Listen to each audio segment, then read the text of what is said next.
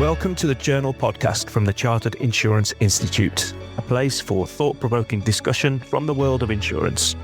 I'm Matt Ward, Regional Membership Manager at the Chartered Insurance Institute.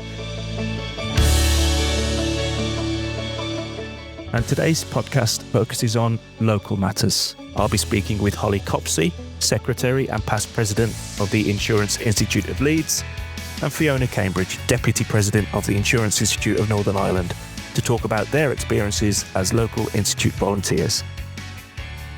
Hello both, and thank you for joining me today on the podcast. To begin with, I'd like to ask you both to paint us a brief picture of your local institute. Fiona, let's start with you and Northern Ireland. So in Northern Ireland, we've got about 2,000 members, mixture of general insurance and PFS members. In terms of the council, the local council, we've 22 members, so we're actually a lot of support then. But we've also, as well as the council, providing a lot of support to the president. We've actually a lot of support from local insurance professionals and businesses. And that support comes in terms of attendance at events as well as financial support. So we're in a really good place in terms of ourselves, and what we do locally. Fabulous, thank you. And Holly, tell us a bit about Leeds. So Leeds, we're slightly bigger with our member number. I think we've just gone into 4,500, which I suppose covers quite a wide area in Leeds. Our council, we're just under 30 members, but we do have an offshoot of the Emerging Insurance Professionals, part of our council, and also Harrogate Local Committee, who both kind of work underneath Leeds as part of our committee. So when we're meeting, we do have representation. Harrogate do have their own dinner, their own budget. So again, probably similar to what Fiona said, we do have quite a lot of local support. We do have a mixture of PFS and general insurance on our committee and as our members. So it's quite a wide scope of what we try to cover in Leeds. Okay, fab, thank you. We'll dig into some of that a little bit more. But first of all, I want to ask you a bit about you, about yourselves and your commitment to your local institute. What makes you do it? What inspires you to volunteer for your local institute? Holly, let's ask you that one first. Do you know, I first joined council, I started actually on the Hull Insurance Institute, which was somebody at work sort of said, why don't you join this? It'd be good for your CV and to learn a bit more about the market and different things. And I think that was kind of how I started. When I moved jobs, I ended up moving to Leeds Insurance Institute. And actually it's become, I suppose, a hobby really. I really enjoy the people on council. We all have got a mutual interest. We all volunteer a lot of time. And seeing the output really, we do quite a lot of work for charity. We obviously do a lot of work in the community. And it's just something nice to do. It's nice to give back. It's great to meet other people in the industry. And I suppose I've been fortunate to have people mentor me through probably the institute, people I've met there, and to kind of give back really, to do that hopefully in time. We kind of build more of a community and it's just something nice to do really. Brilliant. Okay. And Fiona, what inspires you to give your time to Northern Ireland? I actually initially became involved in Northern Ireland Council because AXA, who I work for, actually didn't have representation on it, but actually had a large number of staff locally. And so we felt we should be involved somewhere and be represented. So that was the start of me being involved. That was about 15 years ago. But a bit like Holly, I think once you got involved in it, you actually loved it then. And that idea of the networking opportunity, people that I wouldn't necessarily have come across in my day-to-day business. I would always worked on the insurer side of business. And really, so from brokers to loss adjusters, PFS members, it just gives you that wider understanding of the profession as a whole. And that is really interesting. And then you also become very close friends with some of those people. And the social events, the CPD events, whatever it might be, you start to learn more and more. And it's a wider circle of friends then it becomes as well. Fabulous. Thank you.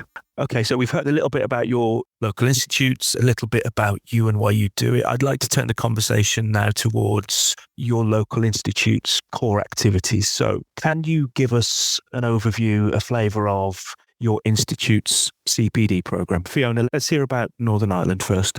Okay, so within council, we have a CPD committee, actually, and we organise the events ourselves each year. So we have 6 CPD events each year, all face-to-face, 2.5 hours each, with 2 subjects at each event. And we started sort of 8:30 in the morning with breakfast, baps and tea and coffee, and an opportunity for everybody to catch up, and finish around 11:15 and everyone goes to work. We normally have about 80 to 120 attendees. And I suppose the other thing we're very fortunate about is we have about 10 sponsors from companies each year. So that actually means that we could actually offer the CPD to members free, which obviously makes it more attractive, but also people aren't having to think in any shape or form about will I pay, can I definitely attend, whatever. We do get great support then as a result, and we've been able to offer it free really from COVID.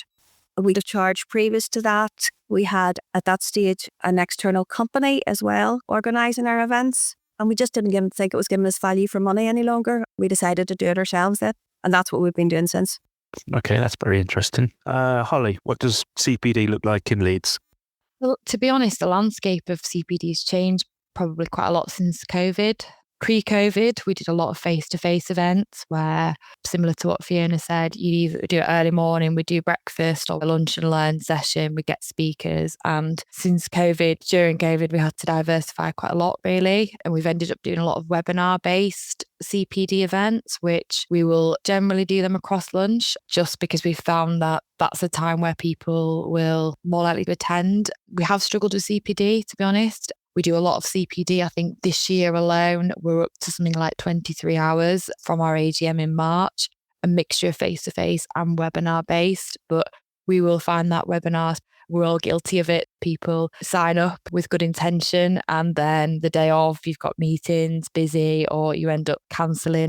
We did have a meeting this week about how we bring the face-to-face stuff back to life. We have had a few face-to-face events in the last couple of months, which some have been more successful than others. And I think that's depended on the speaker, really. We obviously use our grant towards the CPD, and that's what the main council's here for, really, to provide CPD for the local members. But yeah, we've found that generally the face-to-face have to be a couple of hours. A bit like Fiona said, we'll have to maybe do a lunch and a catchy subject that people really want to attend. So that is something that we're in the midst of how we make that look better, because I think we need to go back to that face-to-face more frequently than the webinars. I mean, the webinars are great if you've got a quick PI masterclass or MLP or something where it's a quick learning that you can get a few key takeaways. But if you're doing soft skills or something like that, definitely the face-to-face. We do actually run an emerging and evolving leadership program, which we actually take applicants for yearly, usually with 10 spots, and that is usually over around 10 sessions. So that's face-to-face. That's quite a commitment over a couple of months. And we have had coaching for the last couple of years with Jamie Peacock and BE, again, placed by application, and that's one-on-one coaching. So we have tried to look at different ways to get the CPD to our members in the last couple of years. Fabulous. I get the sense, talking to local institutes, that webinars for an hour or so tend to lend themselves to technical topics. And as you say, Holly, face-to-face events are often better attended or more popular for things such as business skills, leadership skills, those sort of things. I think the numbers as well, where if you are doing a webinar online, whilst it's great to have 100 people on it, it wouldn't matter if there was only 20 attending. Whereas a face-to-face session, generally, if it's interactive, you do need the people there. If you need people to bounce off, or if there's any breakout rooms, you need the people there, really.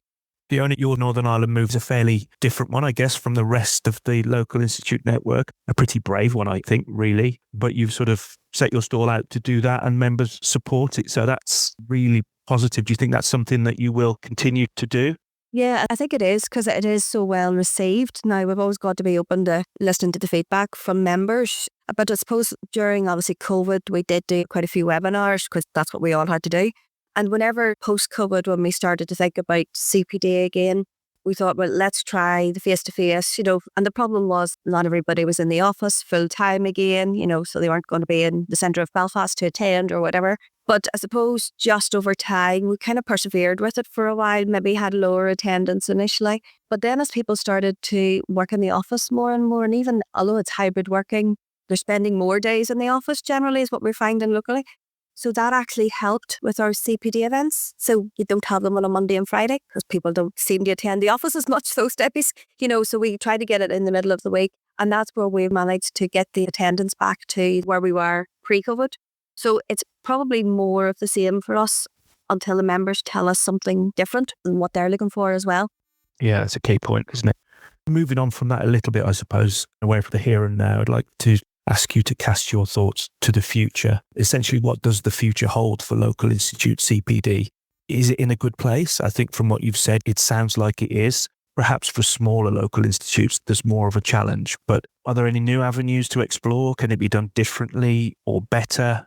I mean, Holly, you touched upon the fact that Local Institute CPD was always face-to-face. Since COVID, it's changed considerably. My concern is always a little bit that if institutes just do webinars, then you don't need to be local to do that because you can join from anywhere. So it's really interesting, the conversation that we've been having. Holly, what are your thoughts on where CPD goes from here for local institutes? I mean, I think it really does need to be that hybrid balance. I mean, webinars are great, and I think COVID's taught us a lot about working remotely and about how we can actually learn in different environments. Like you say, there'd be no need for a local institute if everything comes webinar based. And I think we listen to our members if people come and suggest things or say they want certain learnings or they'd benefit. This particular group have come and said they're all doing this exam and they'd like a study class. We try and tailor things. And I suppose back to earlier, we've got a vast amount of people on council, all from different companies, different backgrounds, where we will come to council and sort of say, do you know what, this would be really good if we could do this, because our business doesn't do this, or someone's business does do that and ours doesn't, and let's provide that. So I think it does still need to be a hybrid. I think the technical sessions can probably stay as webinars maybe, and a lot more convenient for people when they are working hybrid, working from home. But I do think the face-to-face is still really valuable. And I think depending on what the kind of session it is, it's definitely something that needs to be in person. And we are working on, I think, a bit like what Fiona said, making it a couple of hour session, making it quite attractive. It's worthwhile taking that time away from work. I think it's definitely something we're going to have to see how it progresses over time, really. But I do think personally, and as a council, we've decided to continue down the hybrid route for the next couple of years, I think. And Fiona, we've heard about your successful formula. What are your thoughts on how local institutes stay relevant to members looking forward? Yeah, I think all webinars, Holly says, we're kind of missing something in terms of that networking opportunity, which is a big part of what local councils and institutes are trying to do and bring people together within the profession. But I think as far as we're concerned, we'll probably continue on the face-to-face until we really hear otherwise, because it does really feel as if it works for us. And I know we're probably quite fortunate in that respect, because I'm aware, similar to Leeds, there's other councils and institutes struggle with getting attendance at face-to-face. It's trying to keep the subject very relevant. And that in itself makes people attend for us. So our first one actually just back in September, that's probably where we start organising each year. What subjects do we want to cover? What's relevant at the minute? What will get people to attend the event? So in September, we had a session about cyber, and not just about cyber insurance, about cyber in the world today and how it impacts us all potentially. And obviously with the recent cyber attacks on various large businesses like Co-op, Marks and Spencer's, Land Rover, it was all so relevant. And we had two speakers who were from banking background who were able to talk us through that. Then the following session that same day was on AI. Again, very topical at the minute. So that actually attracted probably the highest numbers we'd had, even post-COVID. But the subjects make it really, and it's trying to find the right speaker and the subject is the real success for us, probably. Okay, thank you. My next question was about face-to-face CPD events. I think we've covered it, to be honest, but I'd like to sort of explore it a little bit more if we can. As I said, members don't need to be local to dial into a webinar, but modern ways of working make face-to-face events perhaps a bit more challenging, as you touched on, Holly. The point about making sure that the speakers and the topics are interesting and relevant is a good one.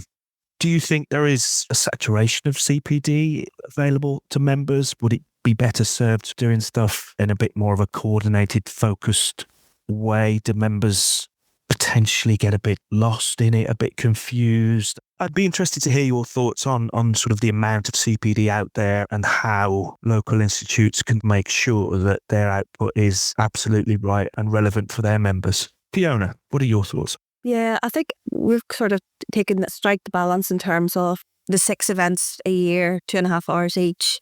I think if we did much more, we'd struggle to get the attendance. However, people also have all the opportunities with webinars as well through CII or any other company they may be involved with. So I think the balance is probably right for us at the minute.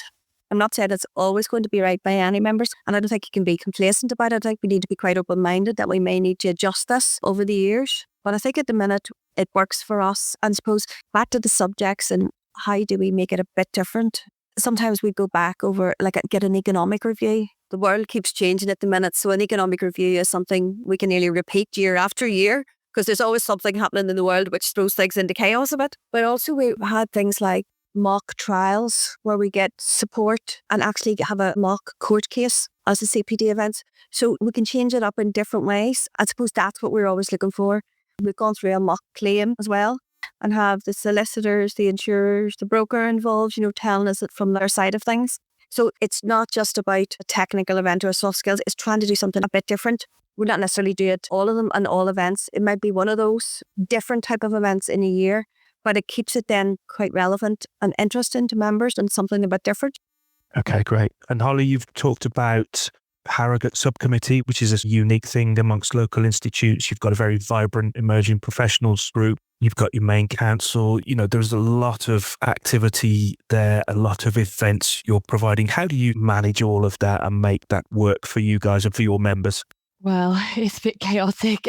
We do have an education team leader who runs our education, basically oversees it all as we do every other department in our council. So he kind of, I suppose, coordinates CPD, looks at what we've done in the past. We'll always have a theme from our president who may try and connect into something to do with that. We have in the past done, say, weeks of, environmental week where we've maybe done a webinar every day that week of something that relates back into that. I do think it's easy for stuff to get lost. Obviously, we've got quite a big council. We've got a lot of members, so our CPD hours is quite high that we have to deliver to our members.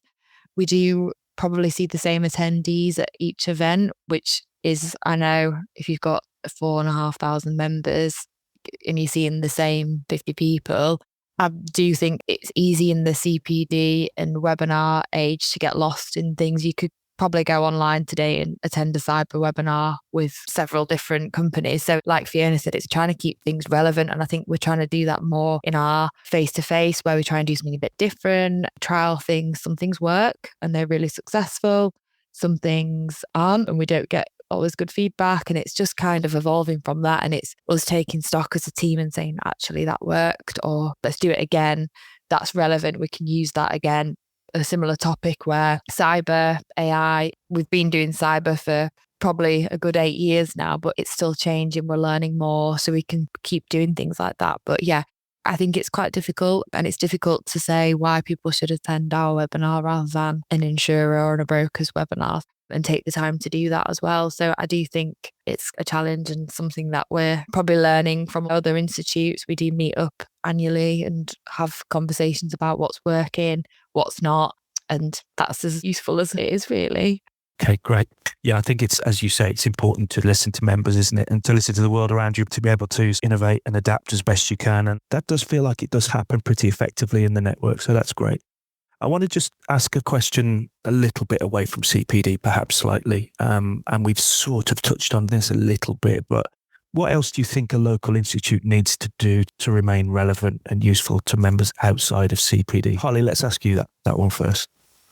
I think Fiona did touch on it about the networking. I think that's probably a reason most people have joined council. I mean, our council, we do have for every education committee, and then we have a social committee, social and sports, and then we do our annual dinner. We do a lot of charity fundraising. So we do a lot of things for a lot of people because maybe people don't need technical or CPD training, but actually they want to go networking. I'm surprised actually at some of our networking or social events where we've got a lot of people who work by themselves, where their business is right across the UK and they're just one person who works in Leeds or lives in Leeds, or they're self-employed. So it's really good for networking and you see the same sort of people maybe.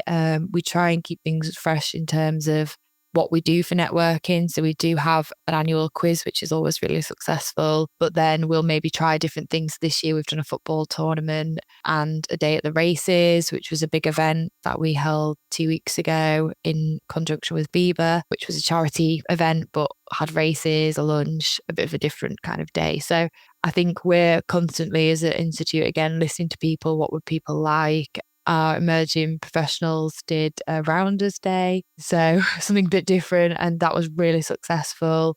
Our Harrogate committee do a treasure hunt around Harrogate. So yeah, it's listening to what people want, doing something a bit different to maybe your average networking from an insurer or broker point of view. And yeah, I think people really look forward to it, actually, to catch up with people from different areas and again, share things that are going on. But yeah. Fabulous. And Fiona, anything to add to that? What does Northern Ireland do outside of CPD? Yes, it was a bit like Holly, obviously the social events, the charity, lunches, any sort of fundraising for charity. But suppose in addition to that, there's a couple of things in the last couple of years we've started. Last year we started face-to-face certificate of insurance training programme. So we're very lucky to have somebody locally who can train and works with CII, but also involved in council, and has actually been training some younger members in the industry and face-to-face to get them through the certificate of insurance programme. And that's done over a period of about 8 months. That takes them through the 3 modules. So we trialled that last year. It worked really successfully, and we've actually funded it then ourselves this year. And that actually just started yesterday. And that's 14 newish members to the insurance industry who haven't done certificate of insurance before, and they now are getting support for that. And the other thing we just about to do later this month is we're going to 2 schools, and one is to go in and do a careers talk. And that in itself, we thought won't maybe quite hit the mark for the schools because they probably have a lot of industries that could potentially go into. I'm going to talk to them, but offering them work experience. And some of them will got 6 places to go into local businesses where they could go in and experience a week of work experience in the insurance industry. And I suppose it's about trying to get schools to think of insurance as a profession for children as they leave, not necessarily just going to university, coming straight from school to insurance. So trying to attract that next generation of insurance professionals is kind of where we're trying to support the younger members and also attract the new young members into the business. Absolutely. Okay, thank you. I just have one final question then, really, and it's an opportunity for you to give a bit of a plug, I suppose. So tell us where your members can go to find out more information about their local institutes, about what you do, your upcoming events, and maybe to get involved. Holly? So for Leeds, we do have our own website, the Insurance Institute of Leeds, which can be through Google. You can go on and see any upcoming events and sign up through that way.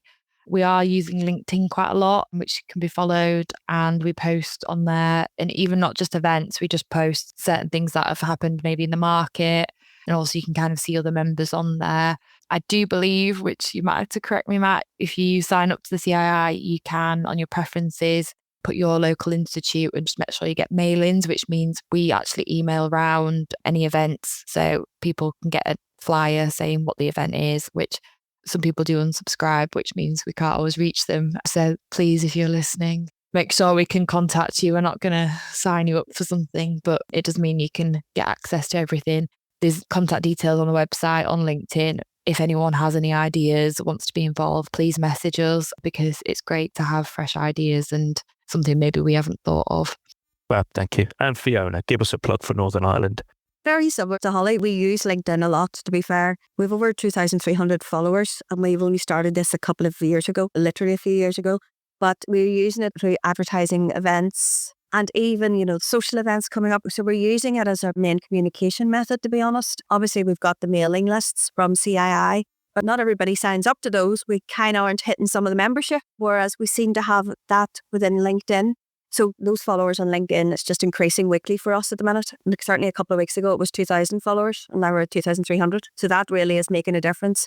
Obviously, there's the CII website, and it links to the local institutes for Northern Ireland. But the other thing is probably individual council members being involved across so many different businesses. They become a bit of an ambassador for the local institute. But separate to them, we also have another ambassador list, as we call it. So maybe businesses where they don't have representation on council at the minute. we'll make sure the ambassador in that organisation knows about events as well so that they can host them internally for their businesses. So we're kind of using different methods to get that communication out there because I don't think we can rely on one.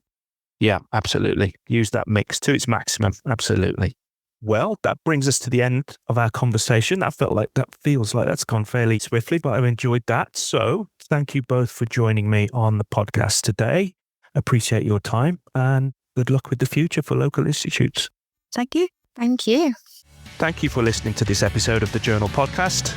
You can find useful links in the show notes and related articles on the Journal website, along with further podcasts. Please like, review, and subscribe. And until next time, goodbye.